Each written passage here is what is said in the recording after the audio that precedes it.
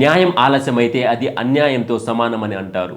ఉత్తరప్రదేశ్లో ఒక 100 సంవత్సరాల వృద్ధుడి జీవితం దీనికి సజీవ సాక్ష్యంగా నిలిచింది. దాదాపు 4.5 దశాబ్దాల నిరీక్షణ తర్వాత 100 ఏళ్ల వయసులో ఆ వృద్ధుడికి అలహాబాద్ హైకోర్టు నిర్దోషిగా తీర్పునిచ్చింది.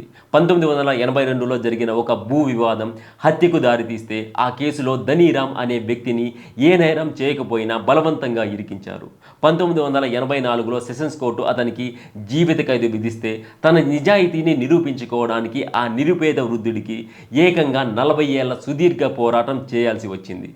ఒక మనిషి జీవితంలో సగభాగానికి పైగా కోర్టు చుట్టూ కేసుల చుట్టూ తిరగడమేనా మన వ్యవస్థ ఇచ్చే గౌరవం? ఈ కేసులో అసలు నిందితుడు మైకు అనే వ్యక్తి ఇప్పటికీ పరారీలోనే ఉన్నాడు.